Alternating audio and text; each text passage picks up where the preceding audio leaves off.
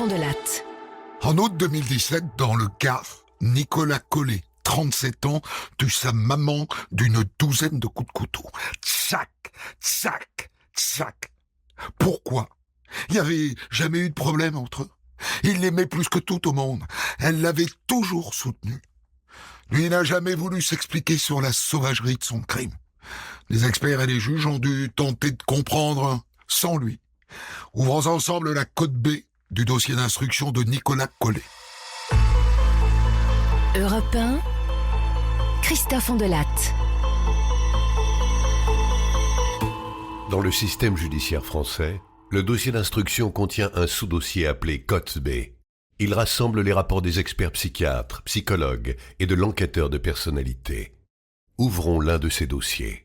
Fond-de-Latte raconte. Cote B sur Europe 1.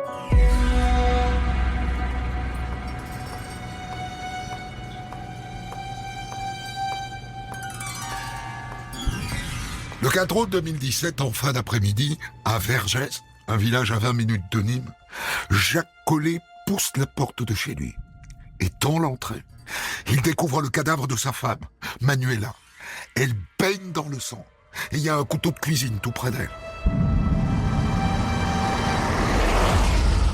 Les légistes identifient une douzaine de plaies béantes au niveau du cou de Manuela. Signe que le tueur s'est acharné comme un fou. Jacques Collet oriente immédiatement les gendarmes vers un possible coupable.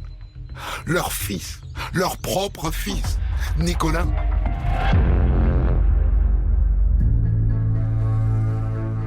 Les gendarmes se lancent immédiatement à sa recherche, mais 3 heures plus tard, il se présente de lui-même dans un poste de police municipale de l'Aude. Et il dit calmement « Je viens me rendre. J'ai tué ma mère. »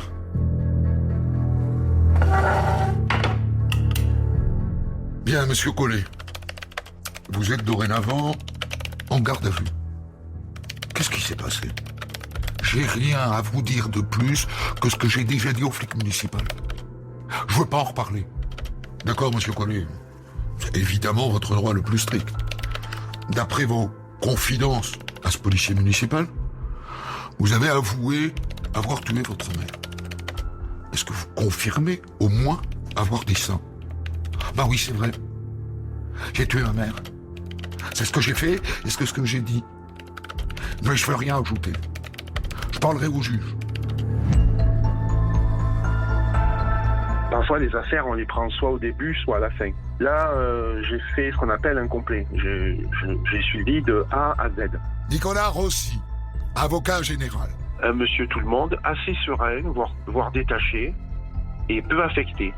D'ailleurs, durant sa garde à vue, on fait ce qu'on appelle non pas une expertise psychiatrique, mais un examen psychiatrique, c'est pas la même chose, le rapport est beaucoup plus succinct. Et là aussi, devant l'expert, il est peu affecté, aucun trouble, aucune confusion, aucune désorientation, aucune confusion mentale.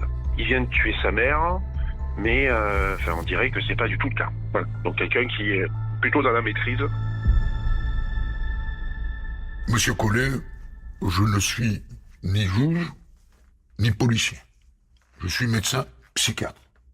Et je viens juste évaluer votre état mental. D'abord, comment allez-vous? Bah, ça va. Oui, j'ai tué ma mère, mais ça va. J'ai rien d'autre à vous dire.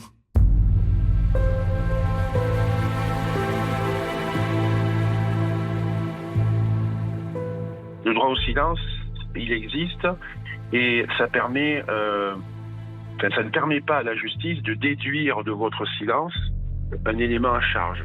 C'est ça le droit au silence. C'est pas parce que vous répondez pas qu'on pourrait dire il répond pas à cette question, ça veut dire qu'il reconnaît ou qu'il est coupable. Voilà, c'est ça le principe. Hein. Finalement, c'est un droit qui est quand même peu utilisé. Les gens quand même parlent, s'expliquent. Et là, monsieur Collet, effectivement, moi je n'ai presque jamais vu ce genre de dossier. Il est resté dans un mutisme assez exceptionnel. Il soufflait, je veux dire, un petit peu le chaud, le froid. C'est que, par exemple, il a demandé un jour une audition au juge d'instruction. Il s'est présenté, finalement, il a gardé le silence. Il a aussi gardé le silence avec ses avocats pour pas jeter l'éponge, puisque si on ne parle pas à son propre avocat, c'est difficile. Donc au tout début, c'est une enquête classique. Je reçois l'ordonnance, je prends rendez-vous avec le principal intéressé, donc avec monsieur Nicolas Collet, parloir de la maison d'arrêt. Bonjour, monsieur Collet. Je suis Karine Poulain. Je suis enquêtrice de personnalité. Je suis neutre. Je travaille en toute objectivité à la demande du magistrat instructeur, du juge, autrement dit. Je vais tenter de retracer votre parcours en rencontrant vos proches, mais aussi en discutant avec vous. Vous comprenez? Vous m'aiderez. Bonjour madame. Je comprends ce que vous me dites, mais je participerai à rien. Rien du tout. Je parlerai devant la cour d'assises. Uniquement. Il est poli, il est posé, il m'écoute attentivement. Karine Poulain, enquêtrice de personnalité. Je me souviens d'ailleurs avoir été étonnée de son refus, puisque l'entrée en matière était plutôt bonne. Un jeune homme lambda, je dirais, quelqu'un qui peut passer facilement et inaperçu. Je me souviens, il était pâle, mais c'est souvent le cas lorsqu'ils sont incarcérés déjà depuis quelques semaines. En tout cas, c'est quelqu'un qui peut se fondre dans la masse sans aucun problème.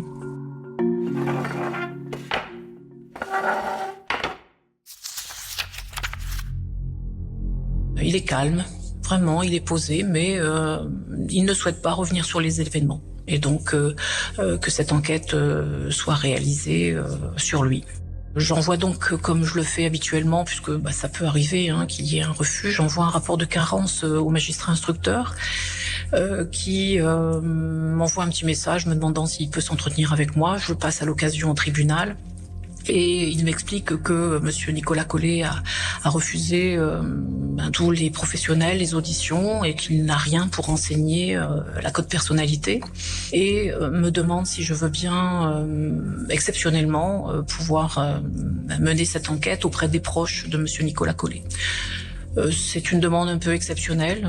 Habituellement, lorsque le principal intéressé refuse, l'enquête ne peut pas se faire. Par contre, je suis sensible aux arguments du magistrat instructeur sur le fait que rien n'est renseigné dans la code personnalité. Donc, j'accepte.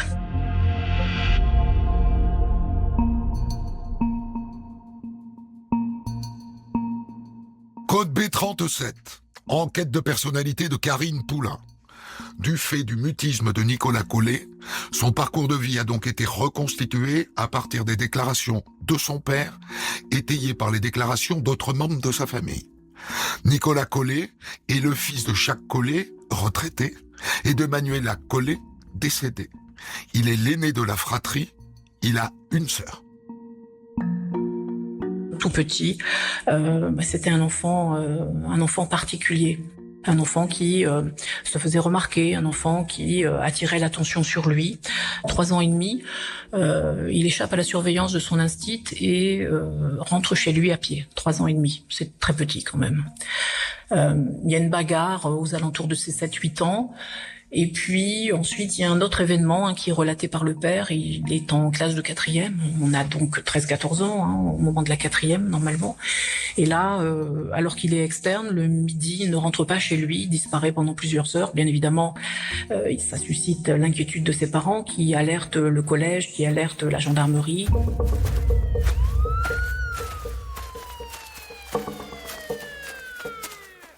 Il y a plusieurs heures de recherche de la gendarmerie qui le retrouve dans la garrigue et il explique que il a eu une mauvaise note et qu'il a eu peur de se faire disputer. Ça, c'est le prisme du père. Après, j'ai aussi le témoignage de sa sœur qui me dira qu'il n'a jamais été dans les clous, qu'il a toujours fait beaucoup de bêtises, beaucoup fait parler de lui, qu'il aimait s'amuser au détriment des autres. toujours sous l'aspect de la blague à faire à l'autre. Il pouvait effectivement se montrer cruel envers les animaux. On m'a parlé d'un lézard découpé en deux pour faire une blague à une cousine, de pétards enflammés scotchés au ventre des chats. Donc effectivement, ça m'a été relaté. La cruauté, le sadisme envers les animaux, effectivement, c'est pas de bon aloi. Et c'est ce qui m'est rapporté concernant Nicolas Collet.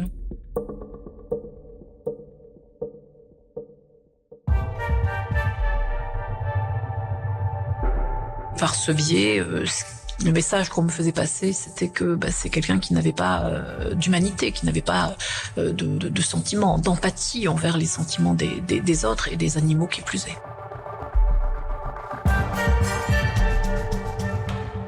Code B37. Enquête de personnalité de Karine Poulain. Plusieurs proches de Nicolas Collet, garçons et filles, témoignent que lorsqu'ils étaient adolescents, il aurait abusé d'eux sexuellement. Nicolas Collet aurait aussi révélé à ses proches que lui-même avait été victime de violences sexuelles de la part d'un homme de sa famille. J'ai aussi le témoignage de ses cousins qui ont pu me dire que c'était un enfant meneur, qu'il était le chef de meute des cousins-cousines, que c'est un enfant qui avait un charisme, déjà une forte personnalité. Il dictait sa loi, il avait de l'influence sur ses cousins, sur ses cousines. Tous étaient en admiration devant lui, tous, sauf sa sœur, qui d'ailleurs le payait, puisqu'il était particulièrement méchant envers elle. Et il lui crachait dessus.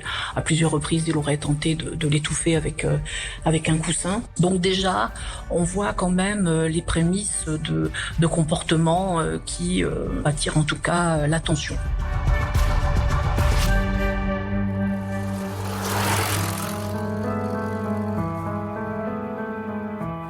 Code B37. Enquête de personnalité de Karine Poulain. À l'âge de 15 ans, Nicolas Collet va se passionner pour le VTT de Tessan.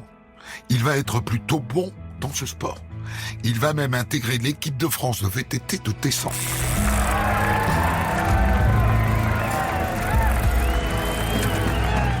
Et finalement, ce sport va venir le mettre sur un rail, le canaliser. Sa vie est ritualisée, organisée. Il va à l'école la journée, son père le récupère le soir, l'amène aux entraînements. Les week-ends, c'est des compétitions, des déplacements.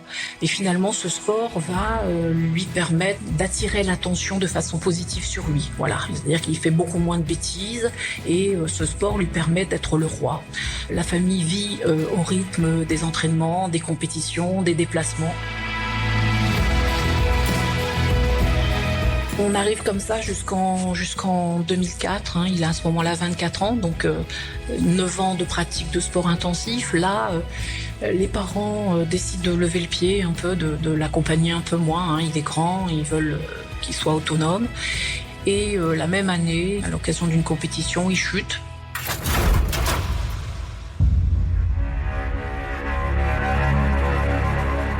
Il a un traumatisme crânien, il rentre au domicile de ses parents avec une ambulance. Et là, le père dira que c'est un point de bascule dans l'engagement de son fils dans ce sport. Il s'entraîne quand même l'été, et brutalement au moment de la reprise de compétition, il dit « moi, j'arrête ». Voilà, c'est brutal, il demande l'avis à personne. Et à partir de là, il va y avoir que certains nomment une descente aux enfers, une débandade. Il va retourner vivre au domicile de ses parents. Il va commencer à traîner dans le village, avoir de mauvaises fréquentations, à consommer du cannabis, à rentrer tard, à se tenir à aucun projet, à aucun emploi. Et là, ça va déboucher sur un comportement qui va devenir anormal, donc à partir de ses 26 ans.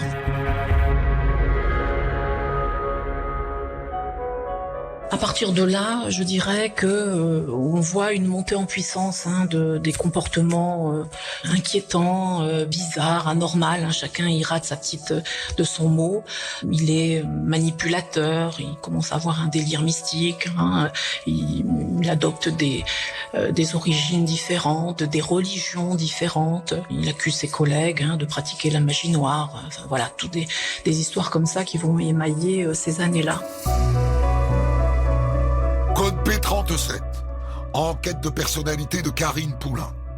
À 27 ans, Nicolas Collet a entretenu une relation avec une jeune femme de son âge. Le couple a emménagé ensemble dans un appartement.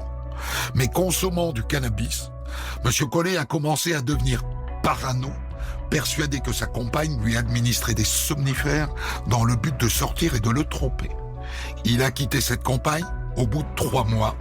Il l'a regrettée et a voulu retourner avec elle, mais elle a refusé.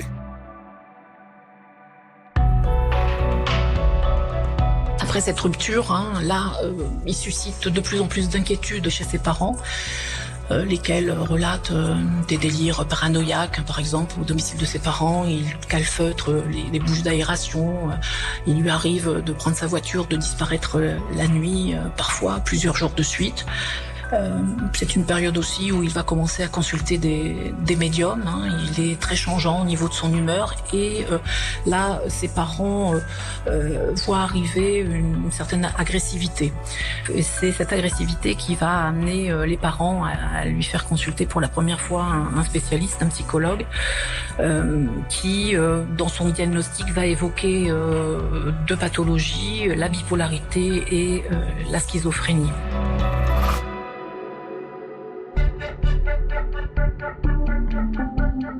À partir de ses 33 ans, Nicolas Collet alterne internement en hôpital psychiatrique et période plus calme, plus stable.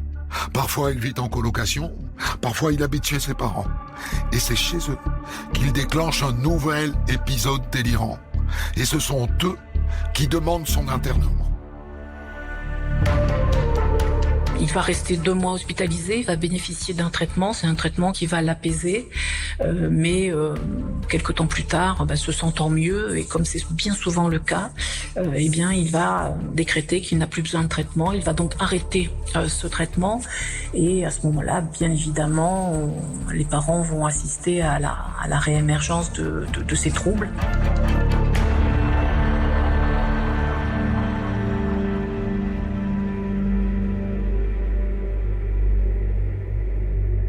Dans ce contexte-là, il part 4 jours en Espagne. Il revient avec une jeune fille d'origine coréenne.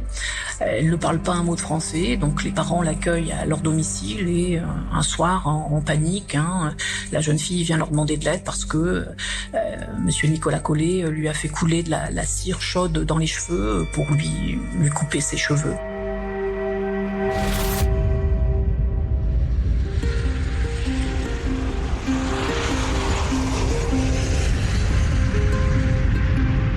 Code B37. Enquête de personnalité de Karine Poulain. À 34 ans, Nicolas Collet s'est envolé pour la Colombie avec 5 000 € en poche. Pendant 2 mois, il n'a donné aucune nouvelle à ses parents. En fait, ayant refusé d'attacher sa ceinture pendant le vol, il a eu une violente altercation avec un steward. À son atterrissage à Bogota, il a été placé en transit et renvoyé à Madrid, d'où il était parti. Mais il persiste, reprend un vol pour la Colombie et y passe 2 mois, au bout desquels, n'ayant plus un sou, il rentre à Madrid et demande à ses parents de venir le chercher.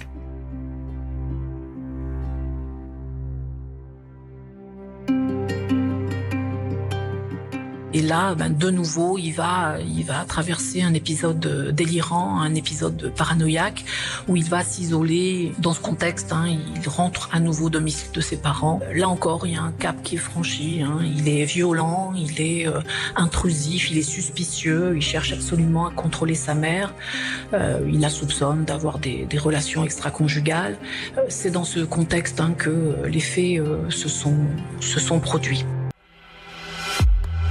On de la raconte, Code B, la suite de votre épisode.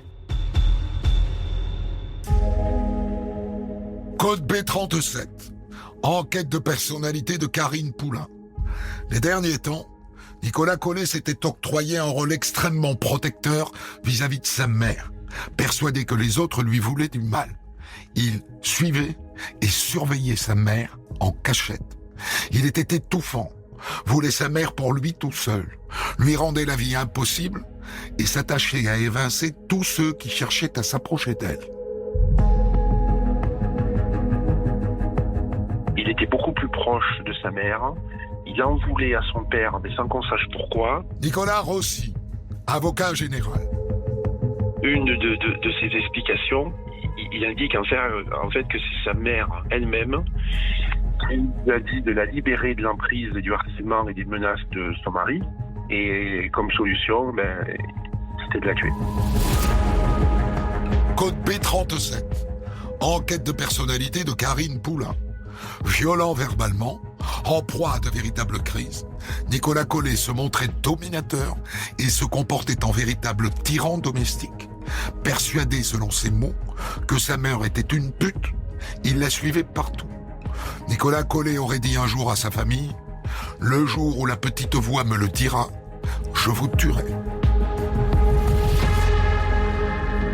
Il est extrêmement possessif, mais on est dans quelque chose qui s'apparente au délire. Il refuse, il interdit quiconque de regarder sa mère dans les yeux pour ne pas lui transmettre de mauvaises idées, de mauvaises ondes, que sais-je. Voilà, donc c'est irrationnel, c'est irrationnel tout ça. Karine Poulain, enquêtrice de personnalité. Mais effectivement, il a une relation exclusive à sa mère, avec finalement un objet d'amour inconditionnel de part et d'autre. Et il a ce délire, effectivement. Il la surveille, il la soupçonne d'avoir des amants.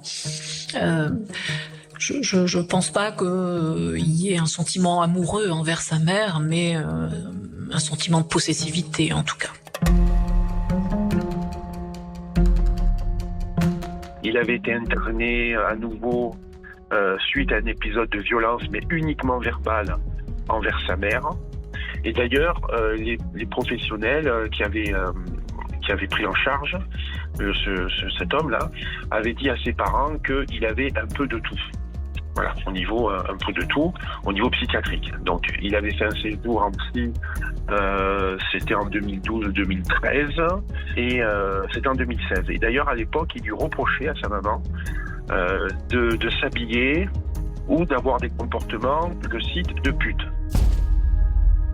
Sachant que le jour où la dame était décédée, elle revenait du coiffeur, elle était toute pomponnée, toute belle, et ça l'avait peut-être fait à ce moment-là vriller au point de se montrer violent de façon radicale. Le moment clé qui l'a poussé à commettre l'homicide, c'est cette nouvelle coiffure.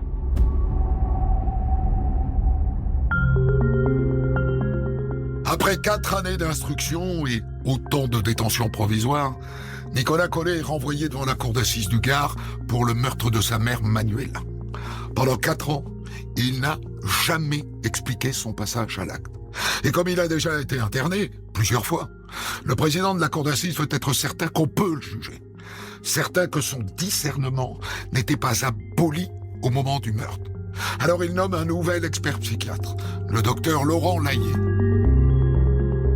Donc, peu avant le procès, soit en mai 2021, je me suis présenté à la maison d'arrêt de Nîmes et Monsieur Collet, comme à son habitude, a refusé l'examen.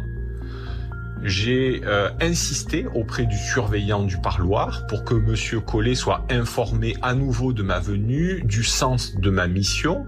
Et 1 heure plus tard, donc Monsieur Collet a émis un refus catégorique d'être à nouveau examiné. Donc je me suis retrouvé finalement dans la situation des experts précédents et le président de la cour d'assises m'a demandé si je pouvais faire un travail qui est donc finalement assez décalé de ce qu'on demande aux experts, c'est-à-dire lire les premiers rapports d'expertise, lire le dossier médical et à la lumière de tous ces éléments, est-ce que je pouvais éclairer la cour d'assises. Donc, c'est ce que j'ai fait.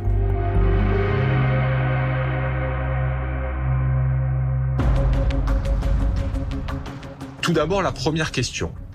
Est-ce que M. Collet présente une maladie psychiatrique ? Et la réponse à cette première interrogation est assez évidente, même si je n'ai pas rencontré M. Collet.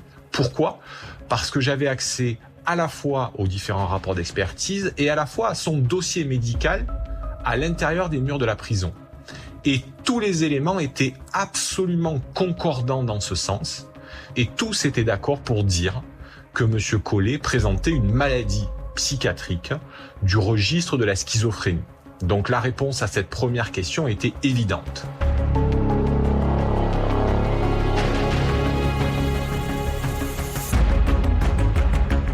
La réponse à la deuxième question, au moment des faits mis en cause, est-ce que la pathologie était déjà présente ?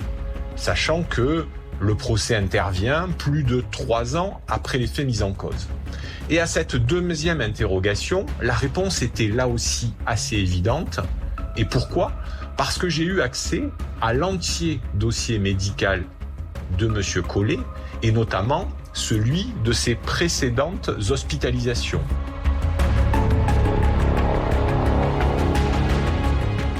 Code B13. Conclusion d'expertise psychiatrique du docteur Laurent Layet. Les troubles psychiatriques de l'intéressé sont antérieurs à la date du passage à l'acte, le 4 août 2017. Le dossier médical mentionne 4 hospitalisations en 2013, 2014, 2015 et 2016.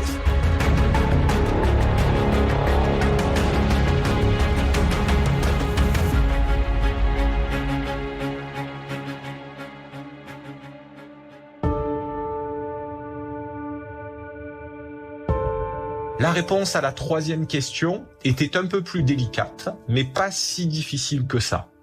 Existe-t-il un lien direct entre les troubles psychiatriques présentés par M. Collet et son passage à l'acte ? Là aussi, la réponse était finalement assez solide au regard des éléments du dossier, c'était oui. Et pourquoi ? Parce que lorsqu'on étudie la biographie, l'histoire personnelle de M. Collet, on s'aperçoit qu'il n'a absolument pas un parcours de délinquance. C'est-à-dire, en dehors des phases où sa maladie était en période de décompensation, c'est-à-dire en période très active, il ne s'était jamais adonné à des actes de délinquance ou de transgression. M. Collet n'était pas forcément quelqu'un de violent, n'était pas forcément quelqu'un d'hétéro-agressif. Les seuls moments où il a pu présenter des gestes d'énervement ou d'hétéro-agressivité, c'était lorsque sa pathologie n'était pas suffisamment soignée ou en phase de décompensation. Donc oui, on pouvait dire qu'il existait un lien direct entre d'éventuels troubles du comportement chez M. Collet et les troubles psychiques qu'il présentait, puisque lors des phases de décompensation, lors de ses précédentes hospitalisations en 2013, 2014, 2015, quand il ne va pas bien, il peut présenter les troubles du comportement et des gestes hétéro-agressifs. Existe-t-il un lien exclusif entre les troubles psychiatriques présentés par M. Collet et son passage à l'acte ? C'est-à-dire, est-ce que seule la maladie de M. Collet peut venir renseigner la dynamique de son passage à l'acte? Et là, c'est beaucoup plus difficile. C'est beaucoup plus difficile parce que un expert qui l'a vu en garde à vue n'a pas conclu. Un deuxième expert qui l'a vu à la lumière du dossier d'instruction n'a pas répondu à la question et a renvoyé à une expertise ultérieure. Et finalement, les seuls qui ont conclu et proposé une abolition du discernement sont 2 experts qui ont agi dans le cadre d'un collège et qui n'ont pas pu examiner M. Collet. Ils ont donc proposé une abolition du discernement à la seule lumière de son dossier médical. Les passages à l'acte chez les schizophrènes, qui ne sont pas si nombreux que ça, la plupart, l'immense majorité des patients souffrant de schizophrénie ne font pas de passage à l'acte. Mais parmi les patients qui font des passages à l'acte chez ceux qui souffrent de schizophrénie, la plupart de ces passages à l'acte sont commis sur des proches. Et donc là, c'était le cas, effectivement, de Monsieur Collet. C'est un élément qui venait pouvoir renseigner. Le deuxième élément, c'est qu'il n'y avait pas de dissimulation, finalement, de son crime, et qu'on ne retrouvait pas non plus dans l'histoire de mobile évident. Donc là aussi, ça pouvait renseigner sur le fait que finalement, il fallait une raison pour que Monsieur Collet passe à l'acte sur sa mère, et une des raisons pouvait être les troubles psychiatriques. Mais, et c'est là le doute que j'ai émis, qui est essentiel pour un expert psychiatre, s'il veut avoir une certaine crédibilité par rapport aux cours d'assises, et s'il veut avoir une certaine légitimité, c'est qu'il soit capable de dire à un moment donné que sur ce point-là, il ne peut pas répondre. Pourquoi ? Parce que s'il dit que sur ce point-là, il ne peut pas répondre, ça veut dire que sur les points où il répond, sa parole, elle a d'autant plus de poids. Si l'expert psychiatre, il répond à tout et en toutes circonstances, finalement, sa parole, elle a plus beaucoup de sens. On ne peut pas répondre à tout et en toute situation. Donc c'est important de dire à l'expert psychiatre quelles sont les limites de son exercice et les limites de son art. Et j'ai jamais prétendu à la barre détenir la vérité. Ce que j'amène, c'est une vision clinique de la situation. Donc ce que j'ai dit devant la cour d'assises, c'est que mon examen avait des limites et qu'à partir du seul examen d'un dossier, on ne pouvait pas, à mon sens, et raisonnablement, orienter de façon certaine vers une abolition du discernement. Faites entrer l'accusé. Disons que vous vous souvenez des personnes qui vous marquent dans un sens ou dans un autre. Voilà, quelqu'un qui se met en avant, ou quelqu'un qui crie, quelqu'un qui s'agite. Nicolas Rossi, avocat général. Monsieur, il avait une personnalité dont on ne se souvient pas trop. Vous voyez, c'est quelque chose de très plat, de très fade. Et donc, vous en souvenez pas tellement, quoi. Monsieur l'avocat général, vous avez la parole pour vos réquisitions.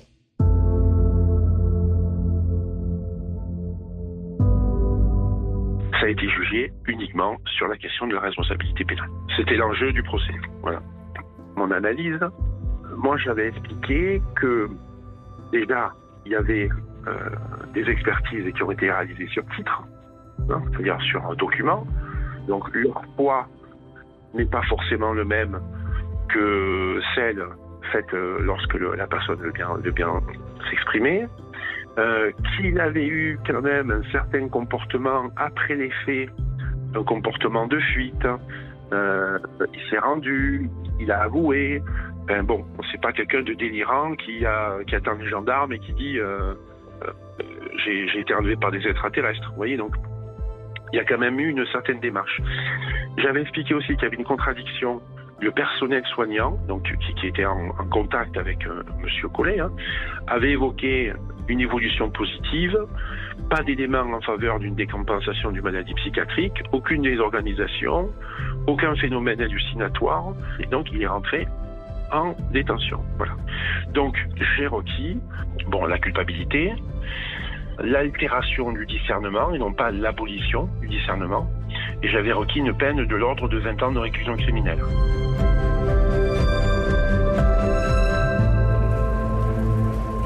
En première instance, la cour d'assises du Gard condamne Nicolas Collet au-delà des réquisitions de l'avocat général. 25 ans de prison. Les jurés n'ont retenu ni l'abolition, ni l'altération de son discernement. Il a été condamné comme un homme normal. 1 an plus tard, en appel, il est encore plus lourdement condamné. 30 ans. 30 ans qu'il passera donc en prison, sans doute dans une unité psychiatrique. 30 ans à pourrir la vie des surveillants qui ne sont pas du tout équipés pour ce genre de profil.